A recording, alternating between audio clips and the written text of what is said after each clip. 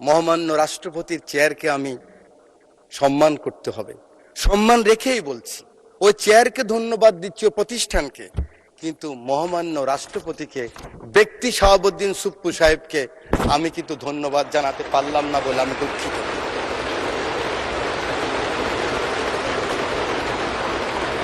রক্তাক্ত জুলাই বিপ্লব, বর্ষা বিপ্লব, এই বিপ্লবে যারা শহীদ হয়েছেন, বিশেষ করে এই জুলাই বিপ্লবে যাদের রক্তের বিনিময়ে, আকাঙ্ক্ষার বিনিময়ে আজকে মহান সংসদে আমরা যারা সবাই এই বিপ্লবে অংশগ্রহণ করার সুযোগ হয়েছিল, আমাদের পরবর্তী 100 বছরের প্রজন্ম জানবে যে আমার পিতা, আমার দাদু এই সংসদে আবার কখন ঢুকতে পারবে চিন্তাই করেনি যারা। 2014 সালের 5ই জানুয়ারি হঠাৎ করে এখান থেকে বেরিয়ে গেলাম। আমার পাশে আমার অনেক বন্ধু সেদিন এই সংসদে ছিল।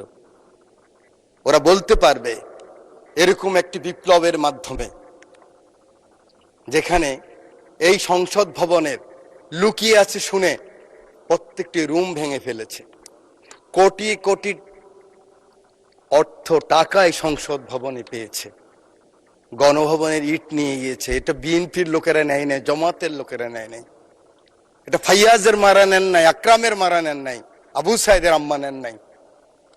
এটা বাংলাদেশের রিকশাওয়ালা, শ্রমিক, জনতা সকলে ক্ষোভের বহিঃপ্রকাশ ছিল সেদিনকার সেই সমাপনী আন্দোলন।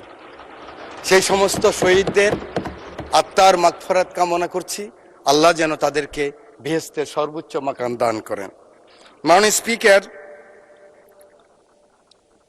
শহীদ মোহাম্মদ শামীম, শহীদ মোহাম্মদ সবুজ, শহীদ মোহাম্মদ হাসান, শহীদ মোহাম্মদ মাজারুল ইসলাম, মোহাম্মদ ফেরদাউস শহীদ যুবদল নেতা, আরিফ ছাত্রদল নেতা, আপনারা হঠাৎ করে মনে করছেন নামগুলি কোত্থেকে আসলো?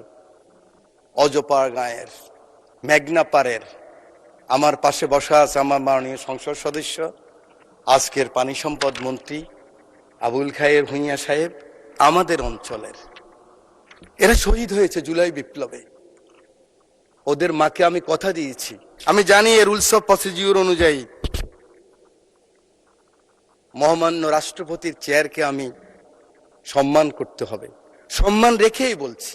ওই চেয়ারকে ধন্যবাদ দিচ্ছি, ও প্রতিষ্ঠানকে, কিন্তু মহামান্য রাষ্ট্রপতিকে, ব্যক্তি শাহাবুদ্দিন সুপ্পু সাহেবকে আমি কিন্তু ধন্যবাদ জানাতে পারলাম না বলে আমি দুঃখিত।